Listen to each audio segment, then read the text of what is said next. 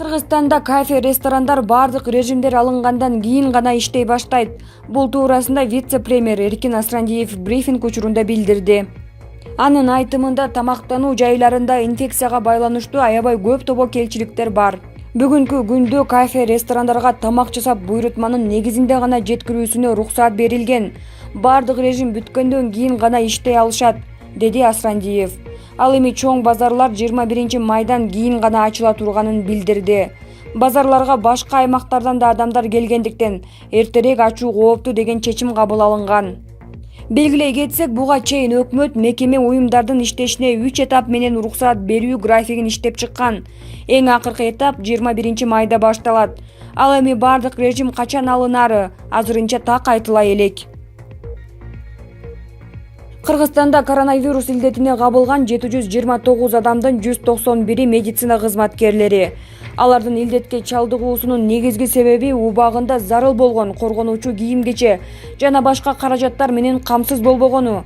Бул тууралуу Ата журт саясий партиясынын лидери, Жогорку кеңештин мурдагы депутаты Камчыбек Ташиев мамлекет башчы Сооронбай Жээнбековго жазган кайрылуусунда билдирген. Дүйнөлүк саламаттыкты сактоо уюму быйыл жыл башында эле бул илдеттин алдын алууну бардык мамлекеттерге эскерткен. Өзүңүз башында турган коопсуздук кеңеши да бул илдетке каршы туруу боюнча бир нече көрсөтмөлөрдү берген. Бирок эмне үчүн Мухамбеткалый Абылгазиев баш болгон өкмөт коркунучтуу илдеттин алдын алып кам көргөн эмес? Натыйжада коргонуучу каражаттар менен толук камсыздалбаган дарыгерлердин жеке өмүрүн коркунучка салып, аларды коронавируска каршы күрөшкө салышкан, деп айтылат билдирүүдө. Саясатчы өз учурунда коргонуучу каражаттар менен камсыз болбой, коркунучтуу вируска чалдыккандардын басымдуу бөлүгүн түзүп жаткан медицина кызматкерлеринин бул абалга кептелишине түздөн-түз өкмөт күнөөлүү деп эсептейт. Ошондуктан Мухамбеткалый Абылгазиев баш болгон министрлер кабинетин кызматтан кетирип жоопко тартыш керек деп жазылган билдирүүдө.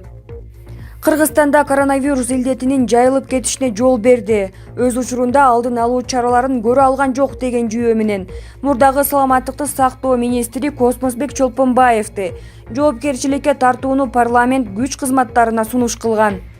Дүйнөлүк саламаттыкты сактоо уюму быйыл январь айынын башында Кытайдын Ухан шаарында чыккан коронавирустун башка өлкөлөргө да жайылуу коркунучу бар экенин эскерткен. Буга байланыштуу Жогорку кеңеш коронавирустун жайылышын алдын алыш үчүн мамлекет бюджеттен 300 миллион сом бөлүү жөнүндө чечим чыгарган. Вьетнамда кармалып турган 30га чукул кыргызстандык мекенге кайтууга жардам сурап жатат. Алардын президентке жана өкмөткө жасаган видео кайрылуусу социалдык тармактарга жана Короче Telegram каналына жарыяланган. Мекендештердин бири Жеңишбек Дамиров мекендештер 20 марттан бери кетүүгө аракет кылып жатышканын айтат. Арасында кош бойлуу келин дагы бар экенин белгилейт. Карантинге чейин эле кетишибиз керек болчу, бирок авиакаттамдар токтоп калды. Учакка алган билеттерибиз күйүп кетти. Көбүнүн жатаканага төлөөгө, тамак аш алууга акчасы калган жок. Биз биримдикте болуп, бири-бирибизди колдоп жатабыз. Бирок мындан аркысына чыдай албайбыз, деп кайрылат мекендеш. Мындан улам аларды алып кетүүгө жана каттам уюштурулганга чейин каражат жагынан көмөктөшүүнү суранышууда. Дамировдун айтымында Кыргызстандын Вьетнамда элчилиги жок. Тышкы иштер министрлиги жана консул кайрылуусуна жооп бере элек. Кыргызстандын Тышкы иштер министрлигинин маалымат кызматы кыргызстандыктарды алып келүү иштери уланып жатканын, анын арасында Вьетнам бар экенин билдирди. Азырынча кандай жол менен ишке ашырылары туурасында маалымат болгон жок. Бүгүн ТИМ башчысынын орун басары Нуран Ниязалиев брифинг учурунда кыргызстандыктар дүйнөнүн 58 мамлекетинен мекенге кайтууну каалап жатканын айткан. Алар менен консул элчиликтер ар дайым байланышта болуп турууга аракет кылышаарын белгилеген. Италиянын Ювентус футболдук клубунун аргентиналык чабуулчусу Пауло Дибала 1,5 айдан бери коронавирус менен ооруп жатат. Акыркы 6 аптанын ичинде 26 жаштагы футболчу инфекцияга каршы 4-чү жолу тест тапшырып, коронавирус аныкталган. Бул тууралуу чет элдик басылмалар жазышууда. Маалыматка ылайык, азыркы учурда футболчу Италиянын Турин шаарындагы үйүндө карантинде. Ал акырындык менен машыгууну баштады. Футболчу бул ооруга каршы толук кандуу дарыланууну пландап жатат. Себеби май айында Ювентус клубу толук курамда машыгууларын баштамакчы. Эске салсак, футболчу март айында бул инфекцияны жуктуруп алган. 2020 жылы планетада бир катар табигый кырсыктар дагы күтүлөт. табигый катаклизм жакыр өлкөлөргө оор көйгөй алып келет жана АКШ менен Европа дагы олуттуу маселеге тушугат деп эскертүүдө эл аралык уюмдар жана метеорологдор. Дүйнөлүк океандар мурда болуп көрбөгөндөй жылыйт. Европа менен Америкада кургакчылык болот. Буунун маалыматы боюнча жакыр өлкөлөр ири гуманитардык кризиске кабылат. Азыр ресурстардын көбү COVID-19 менен күрөшүүгө сарпталып жатат. Дарыгерлер менен куткаруучулардын колу бош эмес. Ал эми бюджетте ашыкча каражат жок. Фермерлер менен бизнес жана транспорт кыймылы карантиндин жасалма эстен тандыруу абалына түштү. Кудай анын бетин ары кылсын. Бирок ушундай шартта кандайдыр бир табигый кырсык жүз берчү болсо, кырдаал колдон чыгып кетиши ыктымал. Климат боюнча дүйнөдөгү эң ири базарлардын бири Америкалык National Centers of Environmental Information'дин маалыматында 2020 жылдын март айында планета катуу жылыды. Албетте бул дүйнө жүзү боюнча карантин өкүм сүрүп, өндүрүш менен транспорт токтогон шартта дагы болуп турат. Гренландияда муз өтө тездик менен ээрип жатканы белгилүү болду. Экономикалык активдүүлүктүн төмөндөшү менен аба мурдагыдай булганбай калды. Бирок көмүр кычкыл газы 1 сааттын ичинде жок болуп кетпейт. Пандемия климаттын өзгөрүшүнө тийгизген биздин таасирлерди бир аз гана жумшартты, дейт Бристоль университетинин профессору Даниэла Шмидт. Бул жолу март айында дүйнөлүк океан мурдагы орточо көрсөткүчтөн 0,8 градуска жылуу болгон. Океан канчалык жылуу болсо, куюн, ураган дагы көп катталат. Ири экономикалардын ичинен куюндун соккусу көбүрөөк АКШга тиет.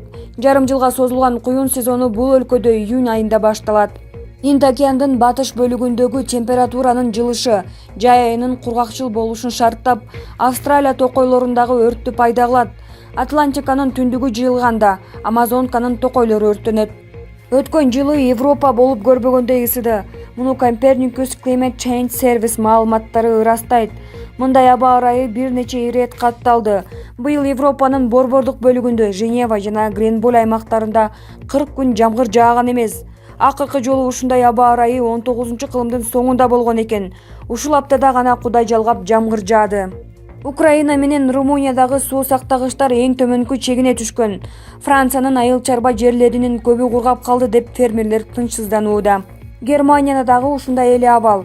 Бирок алар дүрбөлөң түшкөн жок. Өткөн 2 жыл кургакчыл болду, деди айыл чарба министри Юлия Клёкнер.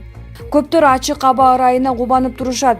Бирок фермерлерде тынчсыздануу бар. Алар өткөн 2 жылдагы кургакчылыкты унута элек.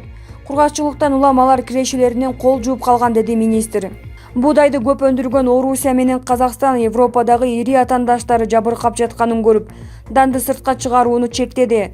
Алар бай өлкөлөрдө талап күчөп, экспорт өсүп, ички базарларда таңкыстык жаралат деп чоочулашкан.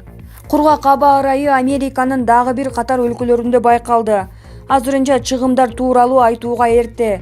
Алдыдагы 2-3 апта дан эгиндеринин тоюттун кандай болоорун көрсөтөт. Өткөн жылы түшүм көп өлкөлөрдө өтө жакшы болуп, дүйнөлүк запас рекорддук деңгээлде жыйналган.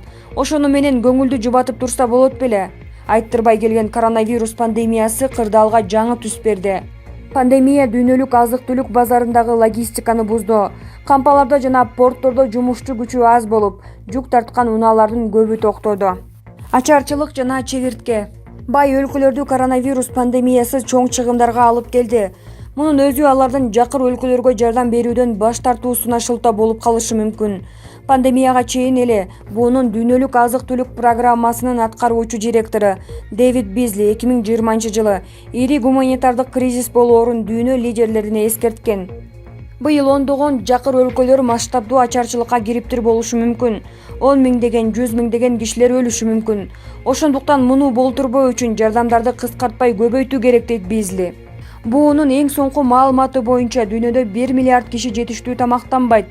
Бул деген планетанын ар бир 8-чи тургуну өлбөсүн күнүн көрүп жатат дегендик. Коронавирус кризисинен улам алардын санын быйыл 130 миллион кишиге көбөйүшү мүмкүн. Бизли эскерткендей 265 миллион киши ачкачылыкка кабылат. Ал жетектеген буунун дүйнөлүк азык-түлүк программасы эң ири гуманитардык уюм. Бул аркылуу күнүгө 100 миллион киши жан сактайт. Эгерде бул жардамды токтотуп койсо, күн сайын ачарчылыктан 300 миң киши көз жумат. Биз бир гана глобалдык пандемия менен эмес, глобалдык гуманитардык катастрофа менен дагы бет келдик, деди Бизли. Ал ортодо кыштын жылуу болушунан чегиртке көбөйүп, бир катар өлкөлөрдүн тынчын алды. Дүйнө коронавирус менен алышып жатканда чегирткелер жакынкы чыгыш, Африка, Азиянын 23 өлкөсүндө жайылды. Өзгөчө Африкада эгин эми жерден көтөрүлгөн учурда чегиртке басты. Акын Зайырбек Ажыматов мезгилсиз дүйнөдөн өттү.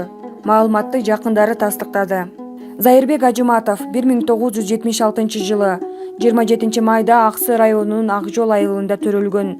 1993 жылы айылдык орто мектепте, 1998 жылы Жусуп Баласагын атындагы Кыргыз улуттук университетинин журналистика факультетин аяктаган. Жалгыздык, Мелмил, Нөлүү көп жылдар, Жүрөктөгү бороон ыр жыйнактарынын автору. Журналистикадагы эмгек жолун 1998 жылы Асаба гезитинен баштаган. Андан кийин Кыргыз туусу, Бишкек Таймс гезиттеринде, КТРКнын радио тармагында иштеген. Азыркы тапта Азаттык радиосунда иштеп жаткан. Кыргыз Республикасынын маданиятына эмгек сиңирген ишмер наамы ыйгарылган.